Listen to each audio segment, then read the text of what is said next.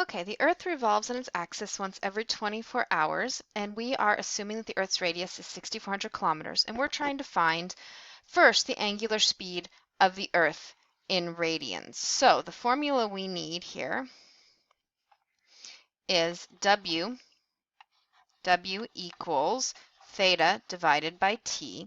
Now we know what theta is. Theta, if the Earth is, a sphere and it goes through its entire thing, it went through 2 pi revolutions. And how many hours are there in the day? There's 24. So our answer is pi over 12. So this is our angular speed in radians per hour. So every hour, the Earth is moving pi over 2 of its angle. That's how far it's turned. Now the linear speed of the North or South Pole. Now the formula we need for actually B through D, so B through D, we're going to use this formula. V equals R, radius, and then our angular speed, our funny looking W here, okay?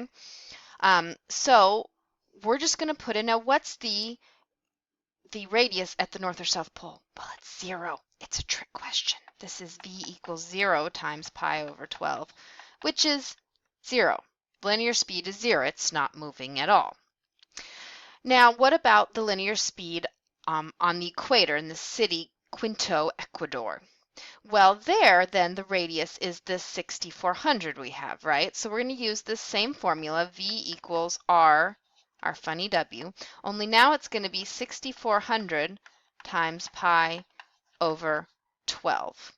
Then we get our calculator out, and this should give you approximately 1675. We're going to round up to 1,700 kilometers because since this was given in 2 significant digits, we're going to use 2 significant digits as well. Now this last question is a little bit more tricky. We're going to draw a picture of the Earth here.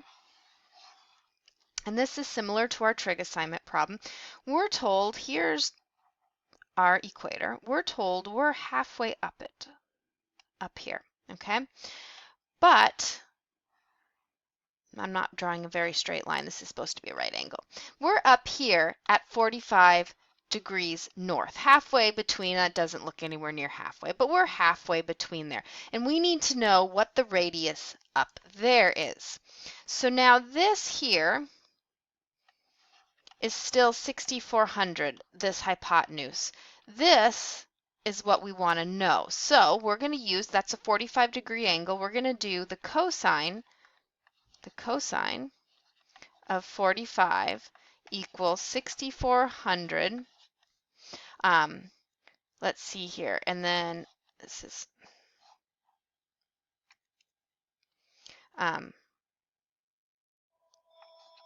x is on the top here. Okay, so cosine x over 6,400, because it's cosine of adjacent, which is x, over hypotenuse, which is still our radius. We've got this 45-degree angle.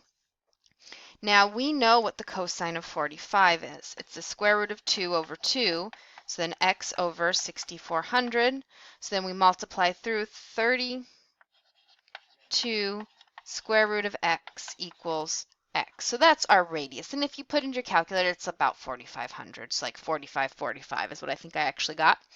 Then we're going to turn around and we're going to take this and put this in the same formula we use for everything else, which is V equals R, our funny W. So now our R is 32 square root of 2, now times the pi over 12.